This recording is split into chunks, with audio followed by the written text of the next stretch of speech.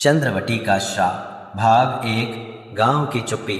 मध्य प्रदेश की सतपुड़ा की पहाड़ियों के बीच बसा था एक रहस्यमयी गांव चंद्रवती। घने जंगलों और पहाड़ियों से घिरा ये गांव न तो किसी मानचित्र पर दिखता था, न ही कोई बाहरी व्यक्ति यहाँ आता था। गांव छोटा था, मुश्किल से 500 लोग, लेकिन हर किसी की आंखों में एक गहरा डर बसा था।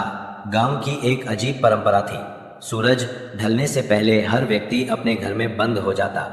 दरवाजे बंद, खिड़कियां सील और किसी के भी बाहर निकलने की मनाही। यह परंपरा सैकड़ों वर्षों से चली आ रही थी। गांव के बीचों बीच एक पुरानी हवेली थी, चंद्रवती हवेली। 2 मंजिला, काले पत्थरों से बनी हुई, चारों ओर झाड़ झंखाड़ और उखड़ी हुई दीवारें। लोग कहते थे वहां कुछ है, कुछ जो रात में जागता है। हर बच्चे को सिखाया जाता था, जब हवेली से सीटी की आवाज आए तो मुंह पर तकिया रखकर सो जाना, आंखें मत खोलना। एक दिन गांव में एक अजनबी आया, राघव। भोपाल विश्वविद्यालय का इतिहास शोध छात्र। उसे भारत की पुरानी हवेलियों पर रिसर्च करनी थी और चंद्रवती का हवेली उसके लिए एक अनसुलझा रहस्य थी। जब वह गांव पहुंचा तो सबने उसे घूरा। मुखिया दीनानाथ ने उसे चेतावनी दी, इस गांव में रात नहीं होती बेटा, रात में कुछ और ही जागता है, वापस लौट जा। पर राघव जिद्दी था। उसने गांव के बाहर एक पुराना कमरा किराए पर ले लिया और दिन में हवेली के आस पास घूमने लगा। हवेली की दीवारों पर अजीब संकेत थे, संस्कृत में कुछ श्रापित शब्द। उसने उनमें से एक पढ़ा, जो भीतर आया वह समय से पहले काल को पाएगा। भाग 3। हवेली का पहला दिन। राघव ने तय किया कि वो एक रात हवेली में बिताएगा।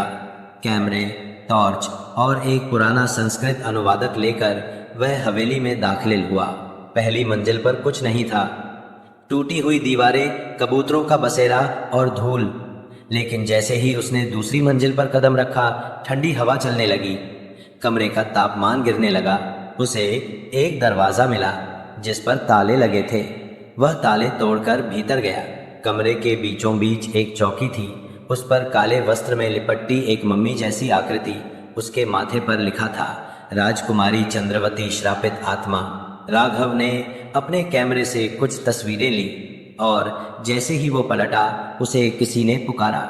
राघव उसने पलटकर देखा, कोई नहीं था। भाग 4। श्राप की शुरुआत। उस रात जब वह कमरे में सोया, उसे एक सपना आया। एक खूबसूरत स्त्री राजकुमारी की तरह सजी हुई, खून से सने कपड़ों में दौड़ रही थी और कोई उसका पीछा कर रहा था। वह चिल्लाई, मुझे मत मारो, मैं निर्दोष हूँ।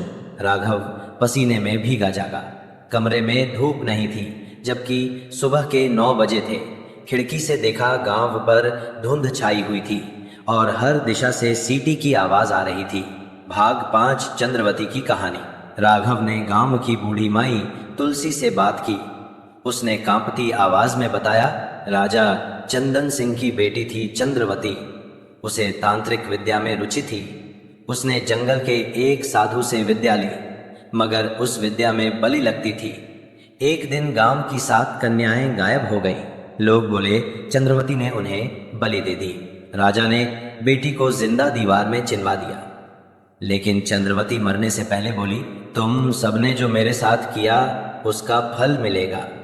हर रात जब मेरी आत्मा जागेगी, मैं एक जान ले जाऊंगी। तब से हर अमावस्या को गांव में कोई न कोई मरता है। राघव को हर दिन कुछ अजीब दिखने लगा। वह अकेला नहीं होता, मगर साथ कोई दिखाई नहीं देता। हवेली में उसके रिकॉर्ड किए कैमरों में एक काली परछाई चलती हुई दिखती। एक रात राघव ने गलती से मम्मी पर हाथ रख दिया और उस रात वह सपना नहीं, एक यात्रा थी। उसने खुद को उसी काल में पाया जब चंद्रवती जिंदा थी। उसने देखा चंद्रवती किसी की बलि नहीं दे रही थी।